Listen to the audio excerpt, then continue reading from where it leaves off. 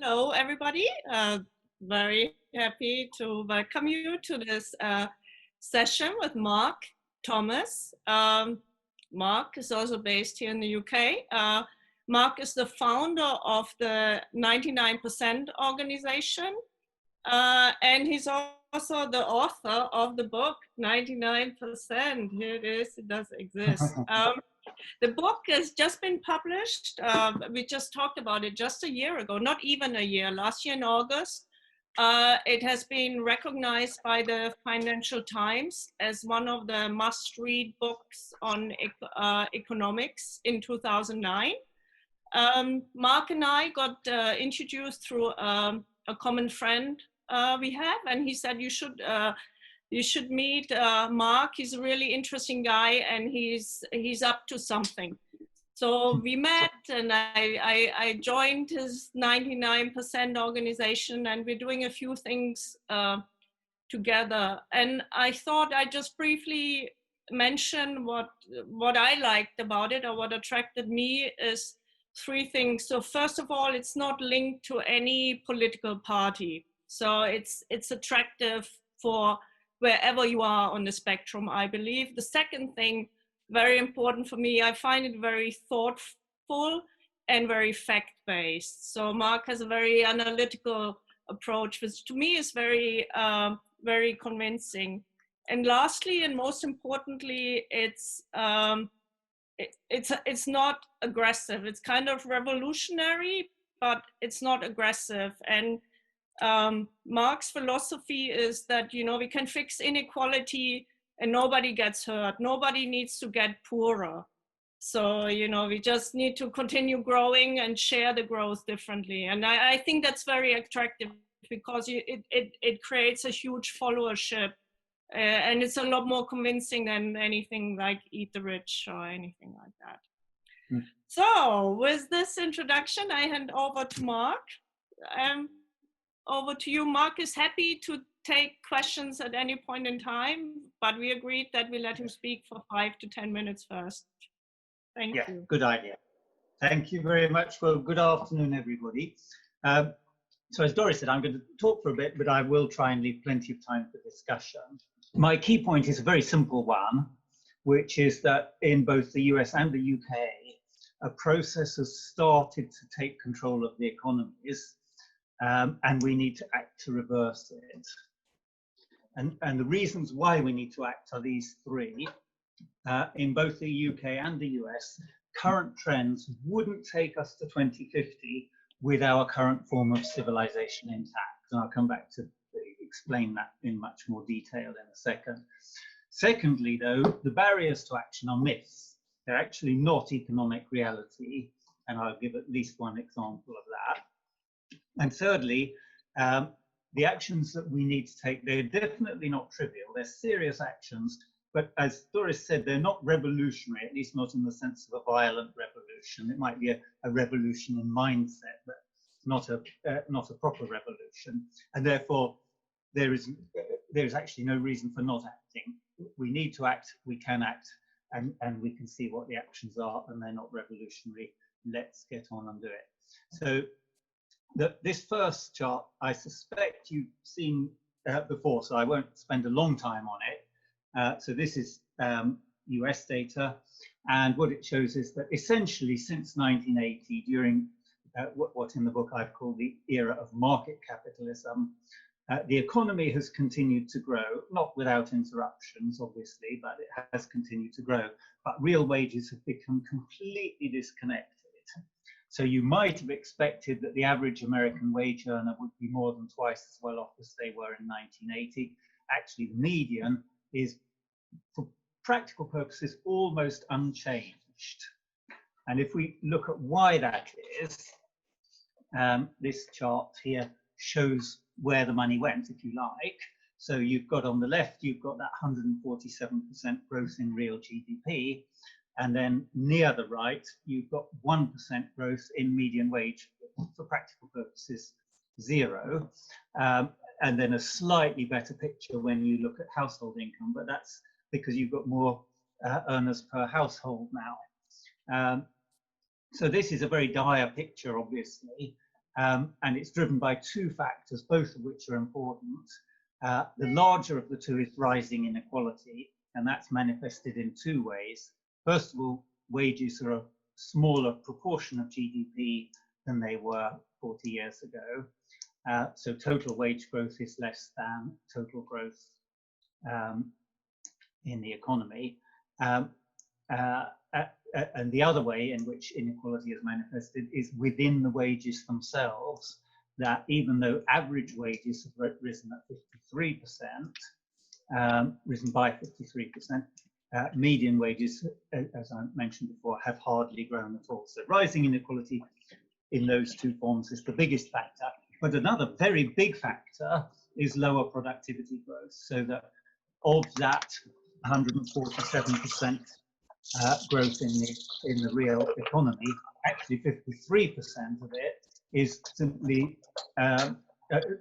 sorry, more than 50%, I can't remember what the exact number is the growth in the number of workers. So it represents lower productivity growth. So that you're probably familiar with. I thought I'd just show you the equivalent for the UK, which is a similar picture, but slightly more recent problem. Oh no, sorry, before I do that though, this is what would happen if we just continue in America. So if we simply extrapolate the pattern, so this is looking at household income rather than wages here. So you can see there has been a bit of a rise, but not very much. If you look at the data, what you see is that actually people at the very bottom, at least if you include, as this is from the Congressional Budget Office, if you include benefits and transfers in kind and that sort of thing, people at the bottom have just about been protected. People higher up have got the biggest share of the growth. So in percentage terms, their growth is a faster growth rate, and people in the middle have been squeezed a bit. And if we assume that you maintain those priorities, so you were to have the same rate of economic growth, but you allocate some of it for the people at the bottom, and the rest you try and give to the people at the top, the middle will get even more squeezed. And by the time you get to 2050, you can see you've essentially destroyed the American middle class. Now, I know that's not news because people have been talking about the hollowing out of the American middle class, but this would be much more serious than what we have now. And in some ways, America would no longer look like a civilized country in the way, you know, you might compare living standards in America and living standards in Norway. It would be a bit more like South Africa, where you've got a tiny, very, very wealthy elite, but they live surrounded by security to protect themselves from the mass of the population, many of whom are living in or not very far away from poverty. So that's what I meant when I said that our civilizations wouldn't really survive. It's not that Americans would be living in caves, but they would no longer, for a normal American, they would no longer have a lifestyle that was comparable with a Dane or a Norwegian or a Swede or something like that. And unfortunately, the same is true in the UK. So here's the picture in the UK. So the blue line at the top is essentially the real GDP per capita growth, and the red line is the real median weekly pay. And you can see that the pie has grown very slightly over since 2010, although this year is obviously going to be disastrous. But the slices, the slice that the average person gets has shrunk. So the pie has grown, the slice has shrunk, and that's really what we mean by mass impoverishment. Where would the UK get to if we continue up to 2050? Well, actually, it all depends on government policy. So you saw that there was a big difference between the pre-2010 trends and the post-2010 trends. So the median UK wage is just under 25,000 at the moment. On the pre-2010 trends, by 2050, that would have risen to 35,000, which is not fantastic, but it's an awful lot better than 25,000. However, on the post-2010 trends, it would have fallen to under 20,000, which is disastrous.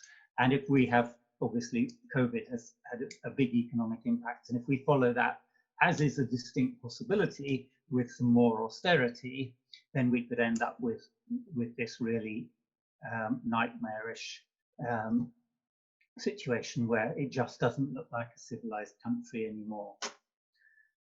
So perhaps that's a good place just to stop and see if there are any immediate questions. Tell us a little bit about the political dynamics in the UK specifically, and how this issue, I mean, how much is it resonating, and how much is it part of the current discourse?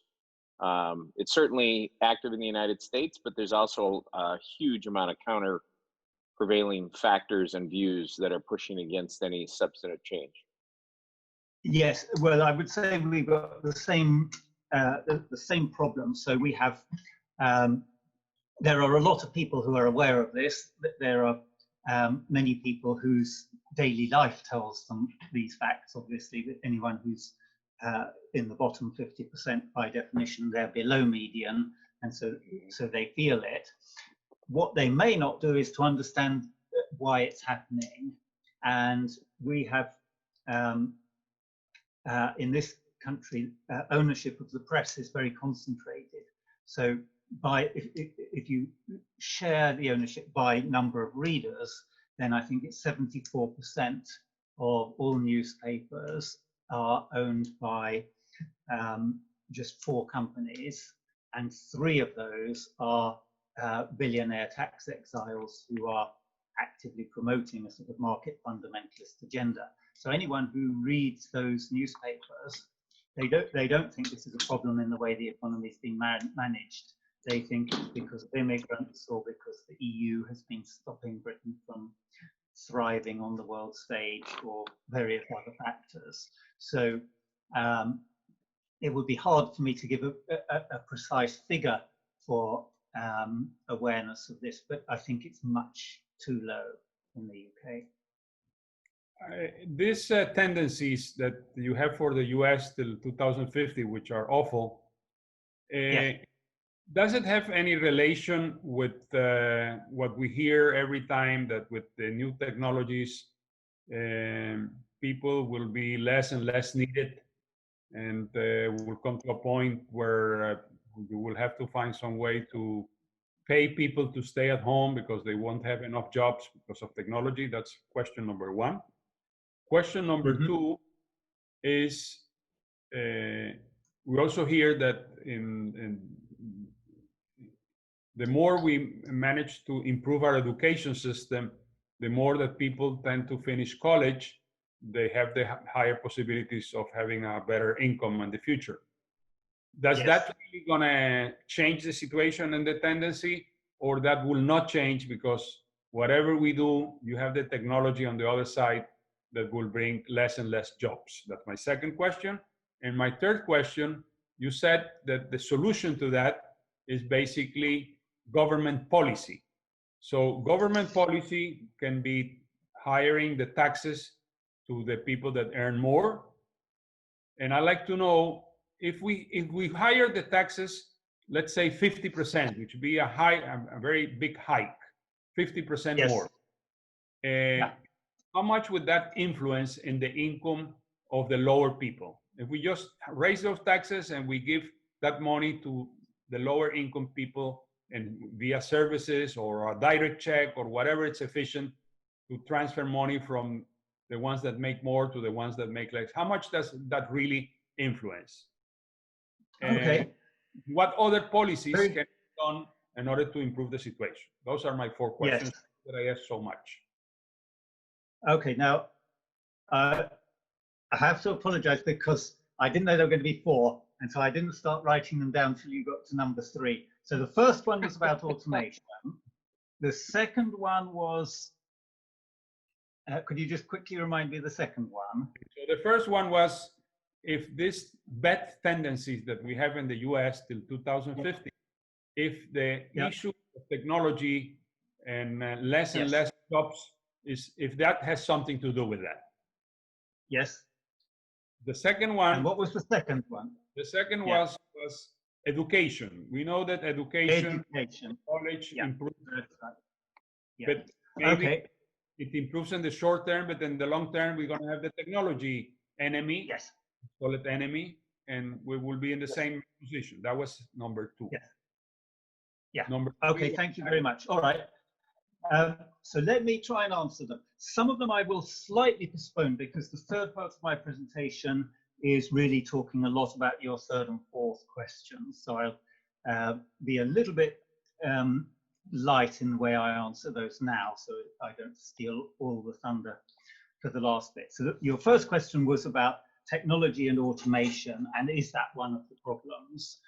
And the answer, I think, is absolutely, it is one of the problems, both in the past and the future. So we have seen various categories of jobs destroyed. Of course, we've also seen new categories of jobs created by technology, and some of those new jobs are very highly paid. The problem tends to be that what happens is you destroy a very large number of middle-class jobs and create a slightly smaller number of highly paid jobs. So you may do something which is good overall for the economy, but it's not good for everybody in the economy. And actually that phenomenon, the fact that you can do something which is good for the whole economy, but is not good for everybody in the economy, that which is not just automation. Trade with low-cost countries is another example, offshoring, manufacturing. A lot of these things have that same effect, that they're good for the economy as a whole, but they're not good for everybody in the economy. So you can grow the pie, but you can still be shrinking a lot of people's slices. So the short answer to that first question is yes, that is part of the problem. And if you have those policies, which we call captured growth policies, that grow the pie but shrink a lot of people's slices, that does create mass impoverishment. Your second question was about education. Will that solve the problem? And the answer to that, I think, is yes and no. As an individual, there's no doubt if you're highly educated, your chances of being successful are much, much better than if you're not highly educated. But for example, in the US, I know, and we have the same thing here, there's a lot of talk about the shortage of STEM skills. There just aren't enough scientists, technologists, engineers, mathematicians, and so on. And the implication is that this is a crying need for the economy as a whole, and that's what's holding us back. But I actually looked at trends in salary by profession, and what I'd expected to find, having heard that story, was that yes, you know, it may be that waiters and factory workers' salaries are going down in real terms, but computer programmers and other technologists will be finding that their salaries are rising in real terms, rising faster than inflation, and they're actually getting better and better. And what I found wasn't that. What I found was actually they were all getting poorer. The people at the bottom were getting poorer much faster. But even for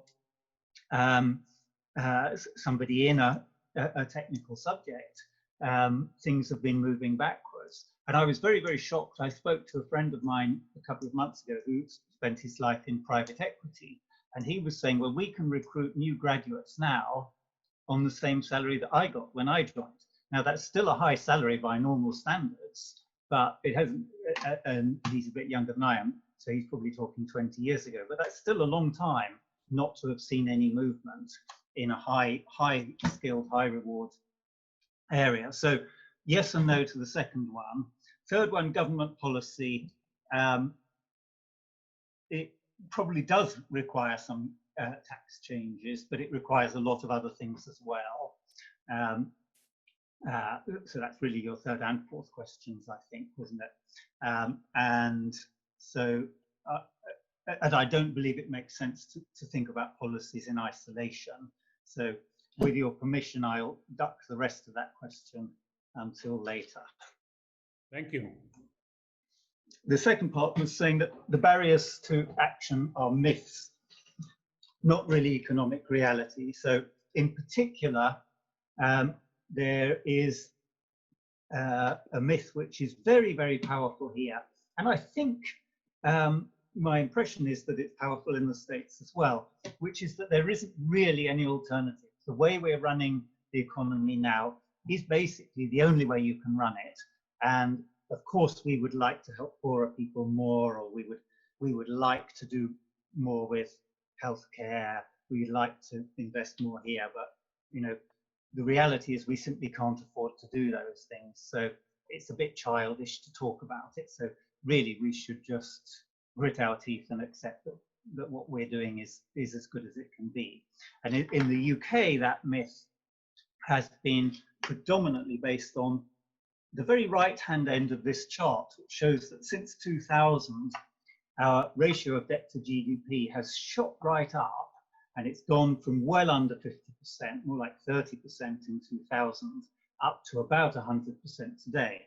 And we've got newspapers talking about economic Armageddon, ruin for the nation, the need to get government finances back under control, how irresponsible it would be of us to leave a legacy for our children and grandchildren of these enormous debts. And if you only look at the very right-hand end of the chart, then that looks quite persuasive. And that's the only bit of the chart that normally gets shown. But helpfully, the Bank of England has a data set where it's called the Millennium of Economic History, but they don't have a millennium for everything, but they do have 300 years of history for debt to GDP, which is what this graph shows. And what you can see is when you look back over time, you see that 100% isn't staggeringly high or ruinous or disastrous. It's actually pretty much exactly the average of the level that we've had over the last 300 years. So panicking because we're approaching the average sounds like lunacy. But you know, people are starting to panic.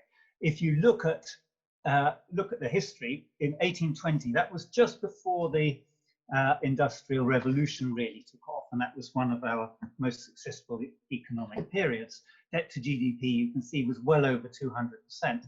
At the end of the Second World War, which was just before the golden age of capitalism, which was our other really successful period, it was 250%. So we talked about the choice that we had that we faced between different futures, different paths that would produce a different end state in 2050. What really determines it? Well, it is a lot of it government policy, and a lot of it is about being prepared to invest. And so it comes down to leadership. You know, in America, at the height of the Great Depression, you had Franklin D. Roosevelt, who created the idea of the New Deal, which involved huge investment, and it did push up American debt to GDP significantly. At the end of the Second World War, we had a leader called Clement Attlee who decided to create the NHS and to create a welfare state, a social security system for the country. It would have been very easy for him to look at this chart and say 250%, there's no way that's affordable. And a lot of people at the time said there's no way we can afford this. But actually, because they made those investments, because they had the courage to do that, they produced very, very rapid growth for the next 35 years. And it is growth, which is the thing that reduces this ratio of debt to GDP. In fact, nothing else does. In our entire history in the UK, there is zero evidence of any other way of reducing the ratio of debt to GDP. So austerity is not going to solve this problem. It will actually probably make it worse. Having the courage to invest is really the key thing. So that's a very quick summary of the middle part. There are, in my book, actually, I spent the whole middle part of the book looking at myths, many things that we've been told so many times about the economy that turn out not to be true. And I found many of them are things that I had believed myself until I looked at the data, and then I realized that I've heard it many times, but it's simply not true. And all those myths combine to create this idea that there isn't really an alternative. So once you free your mind, have we got some questions? So I certainly have seen the analysis about, that debt is not really a concern to the US economy and now to the UK economy. And I certainly understand the need for growth. One question Yes. I've had is who holds the debt? And if the debt is held, and I'm not sure if this is true, so this is only a presumption, but if the debt is held primarily by Chinese investors, for instance, how does that change the balance of power in the world and national interests of the US and the UK? Well, it's a very interesting thing because I don't, off the top of my head, have the data for who holds American debt. I do know that the biggest single holder of UK debt now is the Bank of England. So it's money that the government owes to the Bank of England, which is part of the government. In other words, in our case, we've got about 2 trillion of debt, and just under 750 billion, this is all pounds obviously, 750 billion of that is owed to the Bank of England. So it's money the government owes to itself. So the idea that you panic about it at all is quite strange, but nevertheless we do. In the US, like the UK, you have a problem with a trade deficit, which is that you buy more from other countries than you export to them. And that means that they end up holding more dollars because you've been buying stuff. So what can they do with those dollars? They can either buy something American, or they can buy American assets, in particular bonds. If they decided they didn't want to hold the bonds, they're now holding pieces of paper which are completely worthless. They've exchanged them for motor cars and fridges and so on, and they're holding pieces of paper. That's of no value to them. So what can they do? Well, they could buy American products, which would actually be good for the American economy because you suddenly see more demand for American products. Or they can buy assets again. So if they're not holding bonds, they'll have to buy equities or something. But the last thing they want to be doing is holding pieces of green paper in large quantities that they're not actually planning to use for anything.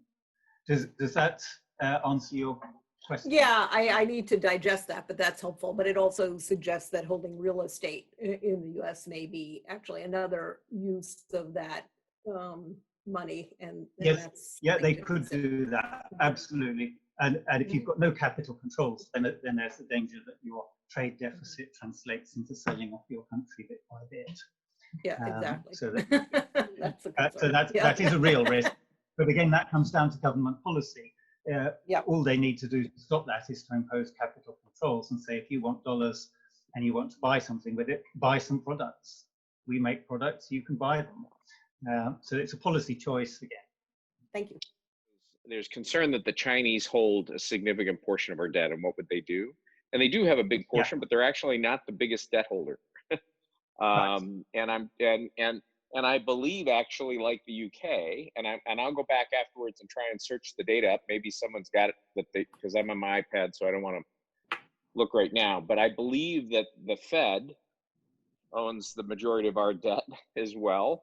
Wouldn't surprise me. Yeah. And of course, we're a currency of a safety currency, so we do get a lot of foreign owners, but it's fairly dispersed. China is big, but they're not. It's not like the world comes down if we get into a spat with China on this particular issue. Absolutely. That's helpful. No, I think that data would be exactly great right. to see. Thank you. Yeah, that'll be interesting. But the other obvious point to make, which I should have made earlier, is both the US and the UK have their own central bank. They also both operate a fiat currency system, which means the central bank can create money. So that's 745 billion that the Bank of England owns of UK debt. That was money they just created out of nothing. And again, that's a policy choice. We forget that creating trillions I think, I'm not quite sure what the figure is for the Fed, but I think it's something like 5 trillion of quantitative easing has taken place over the last few years. Creating huge amounts of money out of nothing is a policy possibility. It happens when there's a real emergency. It happened after the global financial crisis. Suddenly, we remembered that we could do that. All the rest of the time, we pretend we can't. We pretend that governments are the same as households. But when there's a real emergency, everybody suddenly remembers, no, we're not going to just let the banking system collapse. So we'll create a couple of trillion here, and a bit less it was in the UK. And similarly now with COVID, they remember, well, yes, there's an emergency, so we remember we can do that. As U.S. debt holdings, 2.67 trillion, the largest portion of U.S. intergovernmental securities. The biggest holder is the Federal Old Age Insurance Trust, or Social Security, and the Federal Disability Insurance Trust. And then I'd probably dig up more. I'll send something out, but it's owned by ourselves. My question has to do with, isn't there a limit on how much money economies like the U.S. and UK can print? Wouldn't there be a tipping point at some point where the rest of the world is just not going to accept this paper money? I mean, Argentina can't do that. Yeah, no, that's a very good question. So there is a limit, yes, which is unfortunate, because if there were no limit, we really wouldn't have any problems at all. So sadly, there is a limit. The real limit is that there's no technical limit. You could create as much as you like. What you can't do is to change the productive capacity of your economy just like that. So if I create $20 trillion, for example, that doesn't mean that the factories and the offices and so on are capable of producing 20 trillion more of output. That takes time to change. So if you increase the amount of money that's trying to buy the goods and services beyond the point that the businesses can cope with, then you're going to produce inflation, and that's the problem that one of the problems that Argentina has. The other one is I think they don't borrow in their own currency. I think they borrow a lot in dollars, which also, both the US and the UK are very sensible that they only borrow in their own currency. Countries that borrow in a currency they don't control have a much worse problem, and they don't have the same freedom of action. So when I'm talking about freedom of action, I'm actually assuming that we're talking about a country like the US and the UK that does have that freedom of action. Some other countries that have more difficult problems to solve. Did that get to the heart of your question? Yes, it did. Thank you. So the last part of what I'm saying is the point that Doris mentioned in the introduction, which is that actually, surprisingly, given how serious the problems are, the actions that we need are really not that revolutionary. They are important and they are difficult to take, but they're really not revolutionary. So in the book, we've set out 5 generic actions, the first of which is a democratic reset, some kind of constitutional reform, because our belief is that the problems have been caused by not a single bad policy, but actually by a whole succession of bad policies over a long period. And we'll come back to that in a minute. And therefore, a constitutional reform that just makes it a legal, enforceable legal duty on any elected government to govern on behalf of the whole population rather than a very small, influential subset of the population would be an enormous safeguard. And in order to protect that, then other things should be strengthened, like separation of powers. So, in the US, the president can appoint members to the Supreme Court, which means that you haven't really got proper separation of powers. In the UK, we are also witnessing things that we would have thought couldn't be done by the government being done by the government, and we realize we haven't really got the constitutional protections that we need or that we thought we had. So that's the first step. The second step seems even more obvious, which is basing policy making on fact, not myth. And it's so obvious you would think it doesn't need to be said, but the truth is, in the UK, the dominant policy for the last 10 years, which has driven everything else really, has been austerity. And so area after area has seen investment reduced, and that's what caused the problem of mass impoverishment. So we have a problem not caused by policies that have been based on factual analysis, but policies that have been based on myths. And so that's the second one.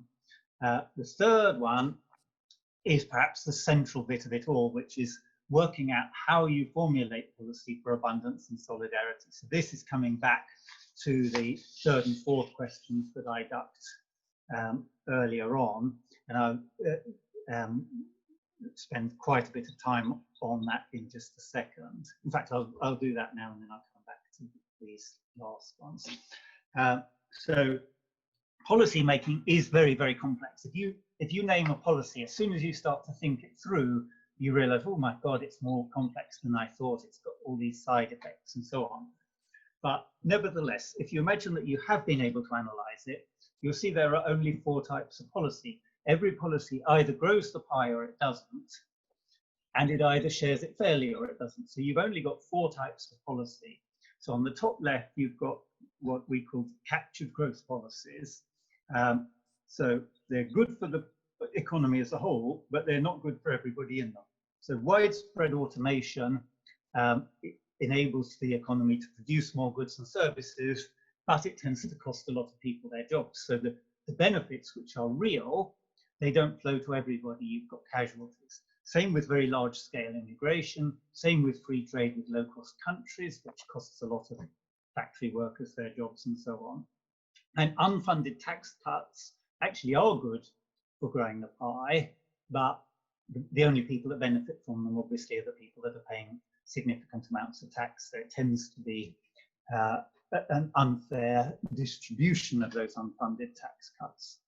On the top right, you've got shared growth policies, which are good for growing the pie, but they are also good for everybody in the economy. So in the UK, for example, we have gradually been spending less and less on research and development, even though that's an engine of our future prosperity and everybody will benefit from it. We've been underspending, and I believe the same is true in the States, on infrastructure and on education, and in the UK also on healthcare, we've been underspending. Now, all of those things create a lot of jobs. They're good for everybody, and they're good for the economy as a whole. And also things like direct job creation and supporting private sector investment. Those are other things that government can do, which will produce shared growth that everybody can benefit from. So we need much more of that type 2 shared growth policies.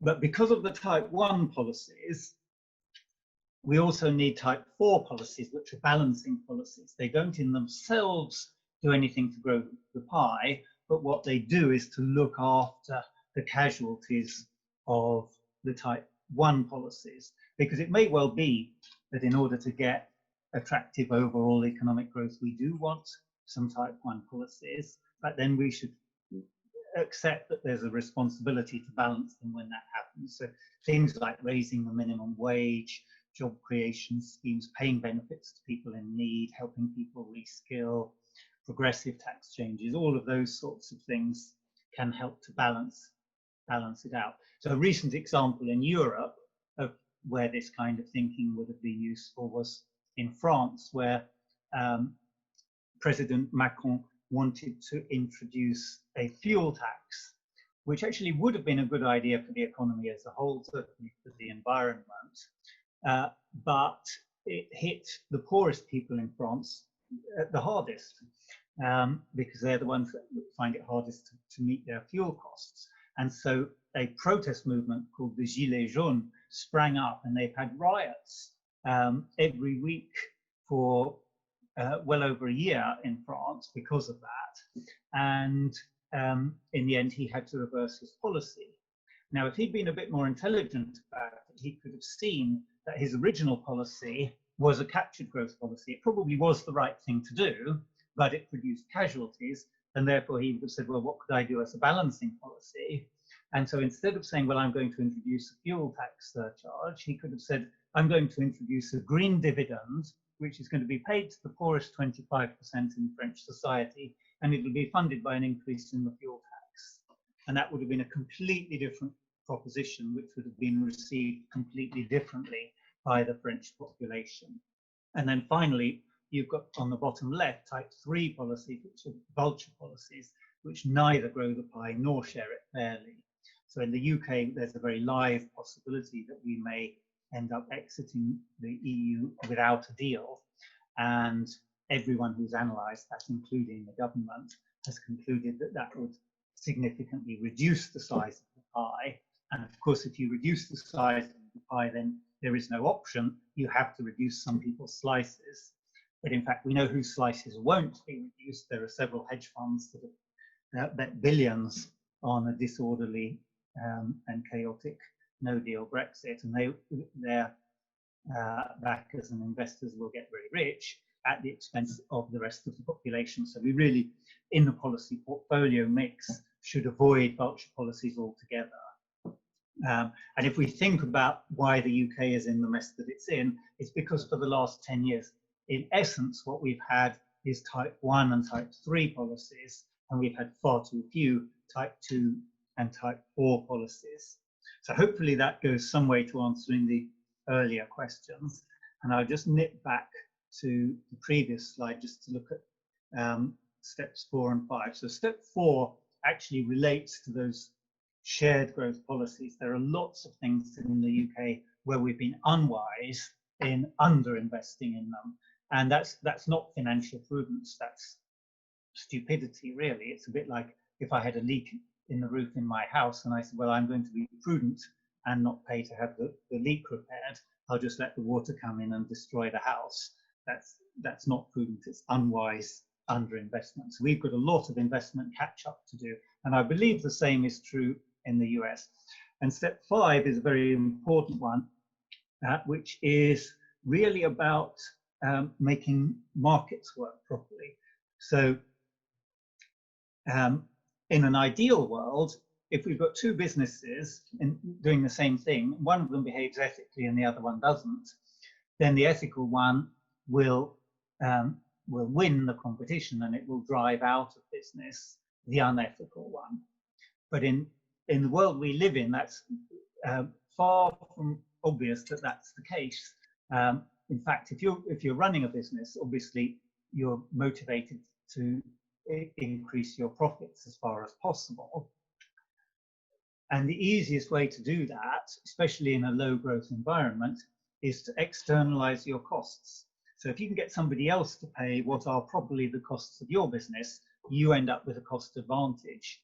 So for example, imagine that Doris and I are both running a business. We're in the same line of business, but Doris runs hers very ethically because she's been on this program, whereas I'm very unethical in the way that I run mine. So Doris pays all her staff a living wage, but I don't pay them a living wage, which means that because they are still going to be alive when they turn up to work, somebody else is paying the difference. That could be that they're receiving some in-work benefits or tax credits or something, or it could be the bank of mum and dad, but somebody else is actually paying part of my wage bill.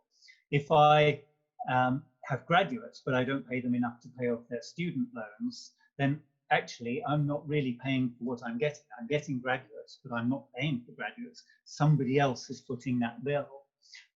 If I pollute the environment and I don't pay for the cleanup, then somebody else is paying either directly for cleaning it up or indirectly because of the environmental damage that they suffer from, or the floods or the storms or whatever it is that they end up suffering from. And of course, if I don't pay my taxes, but I still drive on the roads and make use of all the infrastructure which taxpayers have provided for me, the rest of society is picking up the bill. So that fifth step is about effectively re-engineering the profit motive, so that instead of me with my unethical business driving Doris out of business, she with her ethical business will be able to drive me out of business. So those are the 5 steps. This one we talked about, and this very quickly is what we're trying to build with the 99%. So I've talked about policy, change in policy. In the UK, that means there are 650 people whose minds have to change, which are the members of parliament. If in fact, we don't even need that, we only need a majority of them. So 300 and something people changing their minds, we would get different policy. And the way that we're trying to get to that is that each MP represents a certain constituency, and we're aiming in a couple of years' time to have a local group in each area which applies pressure to those MPs and makes them realise that their ability to be re-elected is dependent on changing the way they vote and therefore on policy change. But of course we know that the local groups can't apply that pressure on their own. So we're putting in place a series of pressure points that enable the local groups to have something much more concrete to say, much greater ability to apply pressure. So the book itself was one example and publicity that we've managed to get, which is not very much yet actually, for 99%.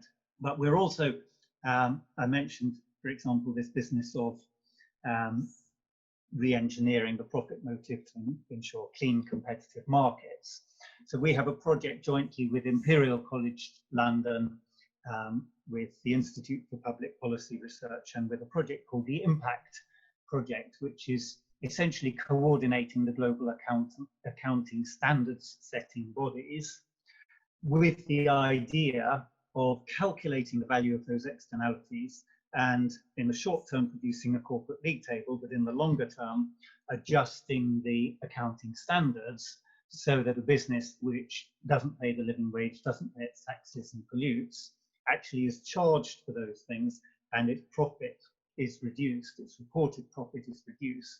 And in the short term, that will put pressure on the CEOs. Probably their remuneration will be adjusted to reflect the corrected profit. It would be hard to justify paying a CEO a bonus on an uncorrected profit. So that should immediately start a behaviour change. But also it makes it very much harder for politicians not to act to penalise businesses which are doing the wrong thing. So that project, which is at an early stage now, I can see in a few years' time could really have a big, big impact. Jointly with the Royal Society for the Arts, we have a project which is looking at one region of the country, Herefordshire, which happens to be the region I live in, and looking at how by 2030 Herefordshire could make itself significantly more prosperous, fairer and greener than it is today. And so that's an example of bottom-up action. That's not a substitute for top-down policy change, but it's valuable also to explore the potential for bottom-up change, and it will make clear what is the gap between what needs to be done and what can actually be done locally, and that makes it even clearer what are the responsibilities of central government. And ultimately, we would like to have a political league table which just ranks every elected representative in the country and says, you know, which one is the one that has done most to end this problem of mass impoverishment, who's the best MP in the country, who's the worst MP in the country, and that will of course apply a great deal of pressure to them and hopefully get them to change policy. So that's what we're trying to build, and I can talk a lot more about that afterwards. At the moment, this organisation has members from around the world, but is really active only in the UK. The problem is not just a UK problem, but so far we don't have any active groups in other countries, for example, the US. So it occurred to me that might be something you would want to think about. And here is the plea for you to sign up and join and do what you can to make the difference. Shall we open to questions? Mark, that was wonderful, incredible progress. Questions from the group? I have a question. This is Renata. Mark, maybe you help me formulate my question. So on your chart about growing the pie, there was a point about immigration as one that Yes. is not ideal in the sense of it grows the pie but not equally. So Yes. what's your take? I understand the point maybe on as a macroeconomic policy, but how about the pressures in the world anyway for humanitarian reasons that are pushing people, and therefore there is a responsibility for other countries to be on the receiving end. So it's not so much an outwardly policy for economics, but it is sort of a global responsibility for people. And with climate change, I think that that's just going to be exacerbated. Can you speak a little bit about maybe balancing those two tensions? Yes. Well, first of all, that's a very good question. So something like immigration is interesting because we talk about it either as though it's a good thing or as though it's a bad thing. And that either of those two statements is untrue. It is a good thing for the economy as a whole. It does not cost Britain anything if we have more immigration, and it doesn't cost the US anything if we have more immigration. It does cost certain people something in the UK, but overall it doesn't cost us anything. So the idea that we can't afford it is nonsense. We can of course afford it because it's good for us overall. That doesn't mean it's good for every single person. So that's not an argument to say we shouldn't be having immigration. It's an argument that says we should have immigration, but we should recognize that there could be some casualties. So in the UK, the Bank of England's actually analysed this a few times. And what they found is, first of all, as I said, that overall immigration is a good thing for the economy. And actually, most people benefit from it in all kinds of ways. But especially, this is what they found, especially at the low-skilled and unskilled end of the spectrum in terms of workers, there can be a small negative effect for those people because some of them lose their jobs and some of them have their wages constrained. So the point that I was making with that chart was not a point of saying we should not have immigration. What it was saying was when we have a policy like that, we have to think about the casualties. And the same thing goes with any other, for example, aggressive automation. It may well be the best thing for society as a whole that we automate whole classes of jobs. There are lots of jobs that aren't very pleasant to do, that could be done perfectly well by machines and more cheaply and just as effectively. For society as a whole, the best thing might very well be let's automate them. If we do that, but we don't think about the casualties, the people who just lost their jobs, then we have only done half of the policy formulation job. That's really my argument. Does that make sense, Renata? Yes, thank you, thank you. And you know what I know from the research in the US is that for the most part, the effect on wages, particularly downturn wages of workers by the arrival of immigrants is really almost non-existent unless you zoom in into certain categories of jobs. And interestingly enough, that the people that are most affected by the arrival of, let's say, new immigrant workers are immigrants themselves who had been there just a little bit longer, because they are still coming into the jobs that previous wave is in, if that makes sense. It makes perfect sense. And that should actually make it easier to construct balancing policies, because it should make it easier to identify who the casualties are going to be. If you can in that way predict who's most likely to be a casualty, you can more easily target balancing policies that will protect them.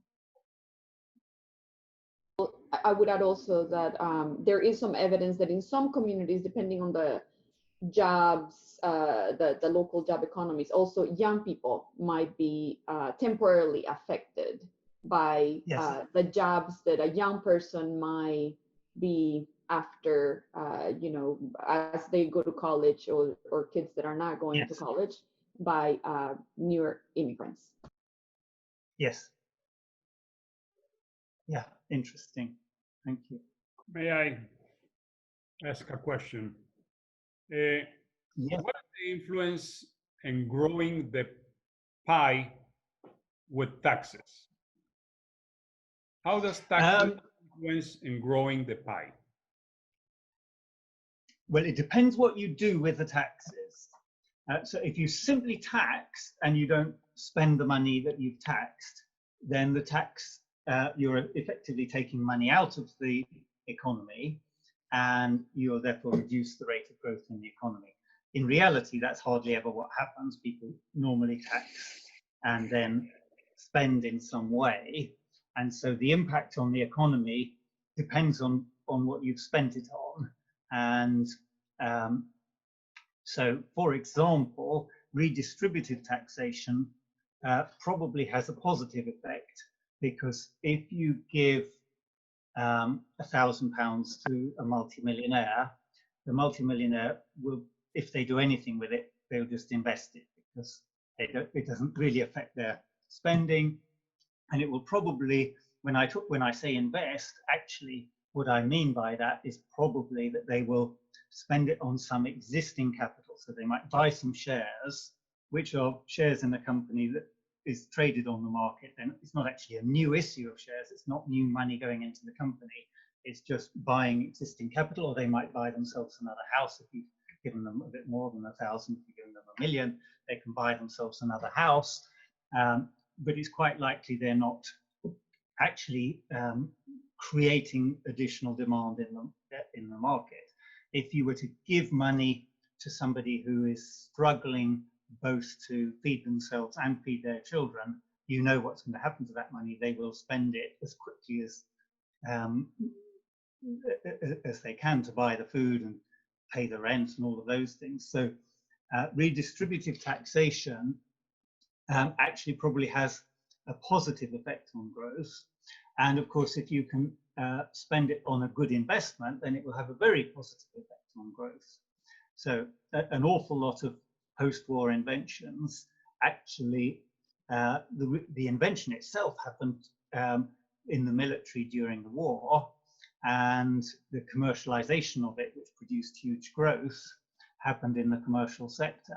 But you know, if I take my smartphone, for example, it's quite well known that all the ingredients in my telephone, from the transistor, the very idea of computers, the invention of the internet, the invention of the World Wide Web, all sorts of ingredients in my mobile phone actually originated with public sector research. So if governments are spending money on those kinds of areas of fundamental research, that can be an enormous driver for future growth in the economy. So coming to your concepts, if we see the last, I don't know, 6-7 years in the UK and the USA, the pie has grown. Yes. The unemployment has gone down most of the time during the last sort year. of. Yeah. Nevertheless, equality going on the wrong side. Yes. Well, part of that, I think, is the definition of jobs, because when I left university, I won't mention when that was, but when I did, the idea of a job was that it was a full-time job, and the employers had a much more paternalistic attitude. So you probably had quite good job security, you probably had quite a good pension scheme, and you probably had a lot of other benefits as well, actually. And so you could really plan your life and get on with your life. At that time in the UK, on average, for wage earners generally, not for graduates, just for anyone who was about 20, it would take about 8 years to save up enough money to get the deposit to buy a house. Now it would take about 40 years to save up to buy the deposit on a house. That's a very, very different phenomenon. And part of it is because we still say somebody's got a job, but actually, if they're an Uber driver, that's not the same as the kind of job they might have had 40 years ago if they had just got a job at the local Ford factory or something. So we say unemployment is down, and we say that in the UK. But if you strip out all the insecure jobs, all the 0 hours contracts, all the jobs with no benefits, and you say, well, actually, how many proper jobs are there? There are fewer than there used to be.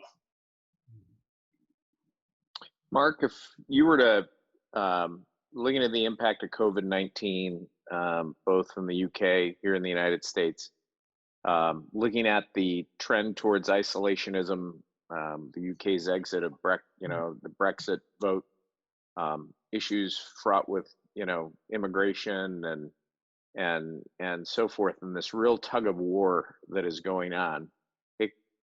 What if you had a crystal ball and you look post the fall here in both countries? Yes.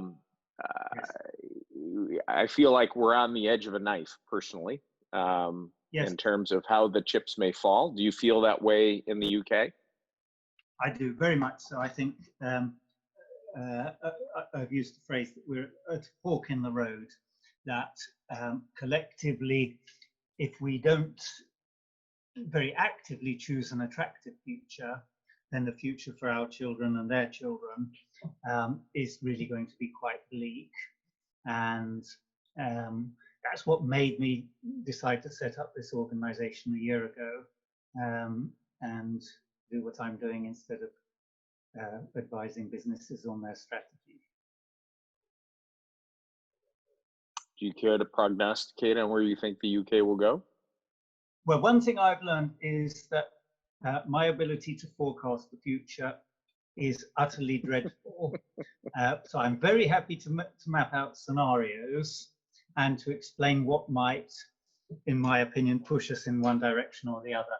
But I've never seen anyone who can do forecasts that are worth anything. So I decided I'm just, I do quite a bit of talking about scenarios, but I don't put down a single forecast because I think it's worthless.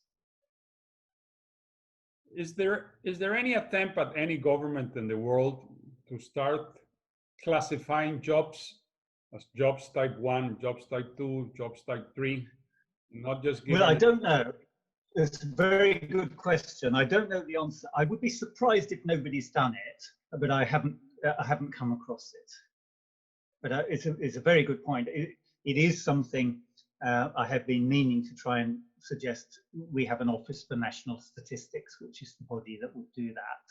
And at the moment, they don't do it. They do keep a track of 0 hours contracts, but they can't tell you all the other types of low paid insecure work, which is really what would be useful to know.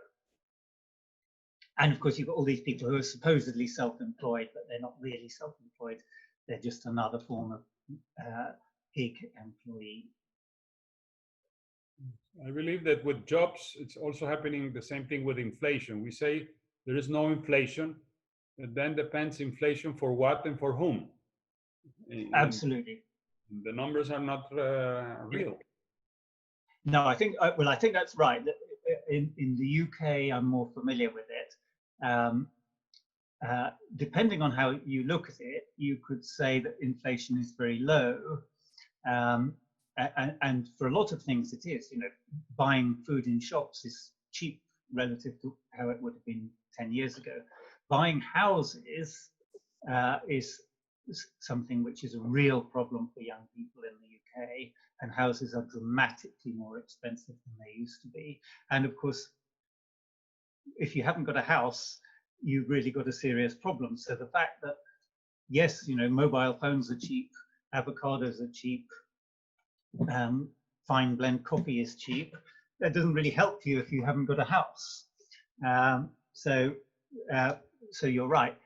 Also, paradoxically, at the other end of the spectrum, if you're ultra wealthy, you have a problem with inflation, because if you're a billionaire, I don't know if any of you are, but if you were, a lot of the things you want to buy tend to be what economists call positional goods.